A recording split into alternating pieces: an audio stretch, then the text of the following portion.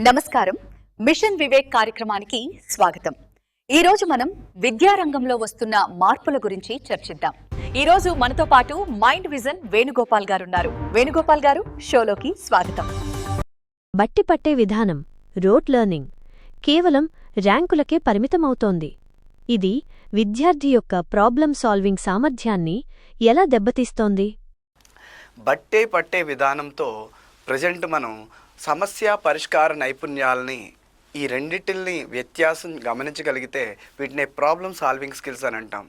అంటే ప్రజెంట్ విద్యా వ్యవస్థలో ఏం జరుగుతుందని అంటేనండి, 90% మ్యాక్సిమం విద్యా సంస్థల్లో బట్టి పట్టే విధానం ద్వారా తాత్కాలికంగా పరీక్షల వరకు గుర్తుపెట్టుకునే సామర్థ్యత మాత్రమే పిల్లల్లో ఉంటుంది తప్ప దాన్ని జీవితంలో ఎదురయ్యేటువంటి సమస్యలకు ఈ విషయాన్ని ఎలా జోడించగలగాలి అనే విషయం కూడా రావట్లే.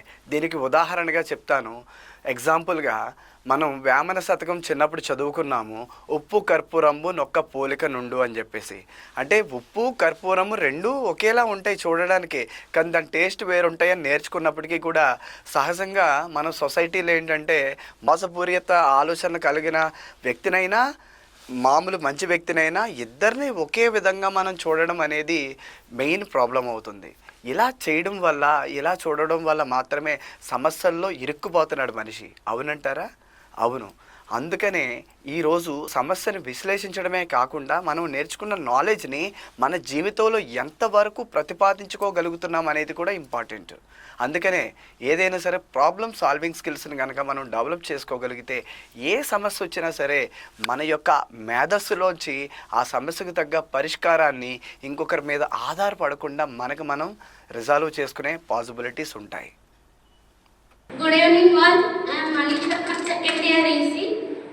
సార్ మార్నింగ్ నుంచి చెప్పిన సెషన్లో నాకు బాగా స్మార్ట్ టెక్నిక్ చాలా బాగా అర్థమయ్యాయి సార్. Thank you.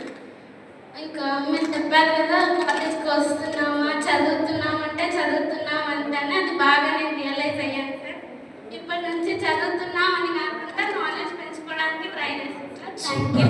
సూపర్ తల్లి. నా స్ట్రెంగ్స్ అండ్ వీక్నెస్ని కూడా ఎలా తెలుసుకోవాలని